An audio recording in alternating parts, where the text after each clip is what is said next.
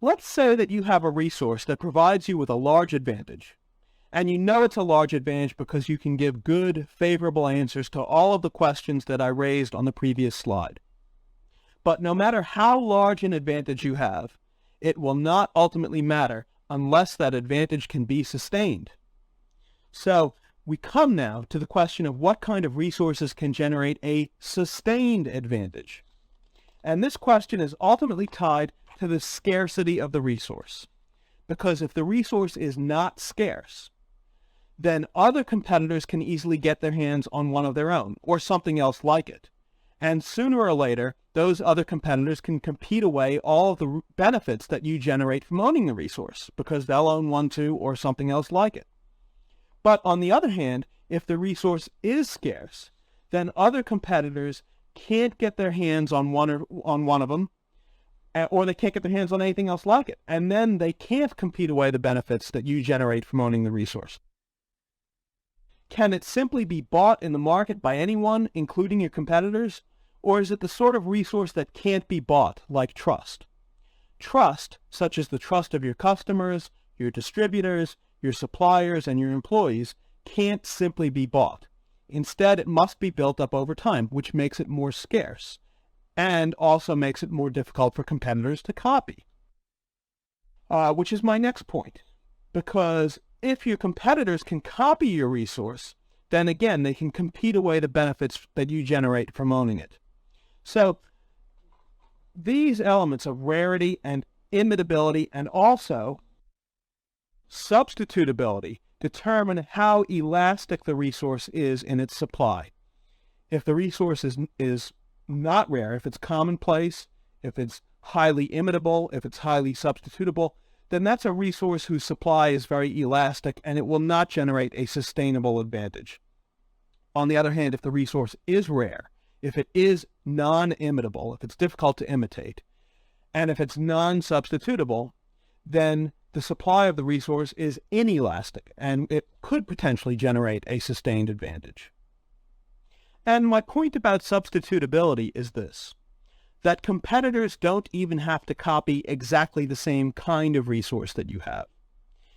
Even if they can just get a substitute for your resource, that is, a different resource that can be used to fulfill the same function, then it will ultimately have the same effect.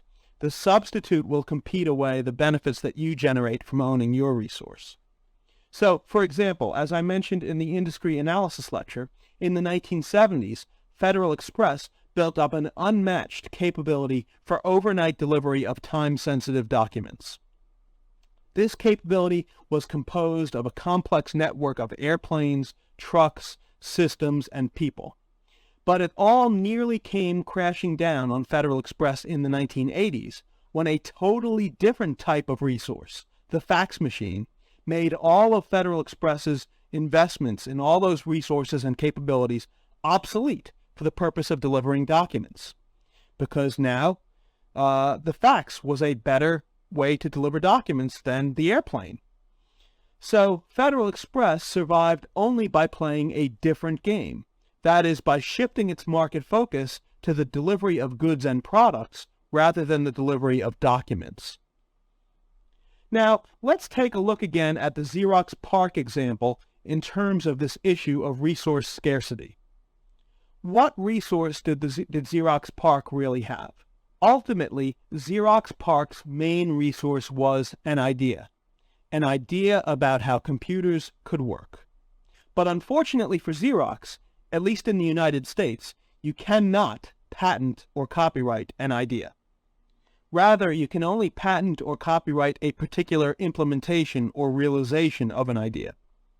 So, for example, you cannot patent the idea of flying, but you can patent a particular kind of airplane or other machine that makes flying possible. You cannot patent the idea of variable speed windshield wipers, but you can patent a particular way to make windshield wipers vary their speed. So, Xerox couldn't use patents or copyrights to prevent imitators from stealing its idea about how computers could work.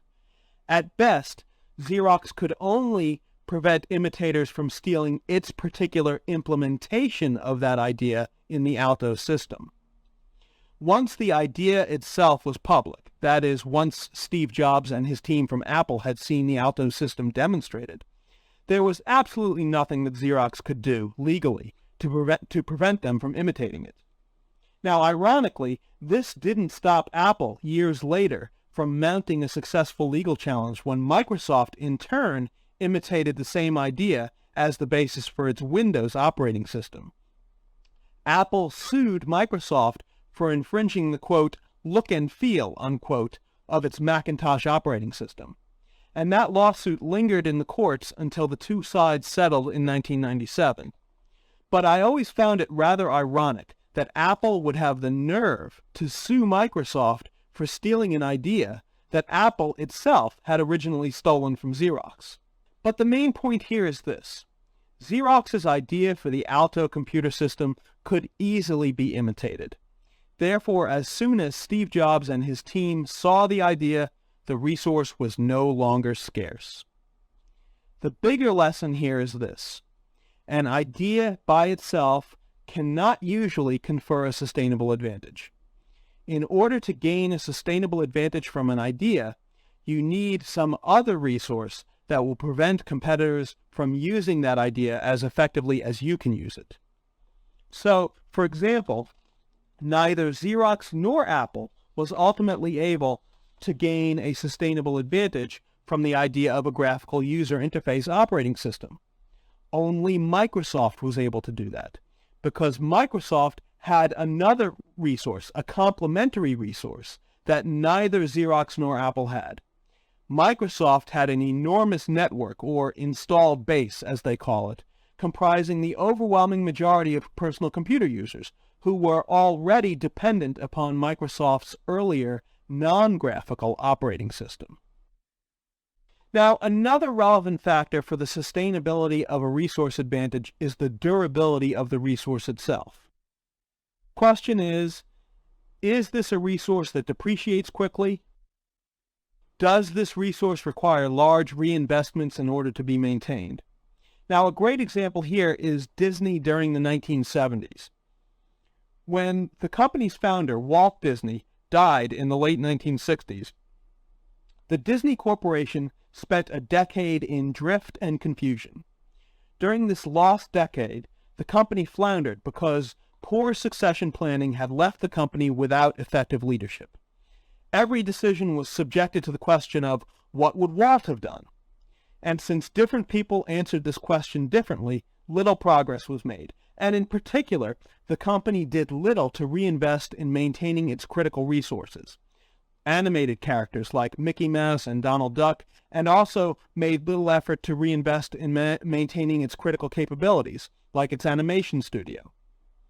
An entire generation of kids grew up without knowing the Disney characters.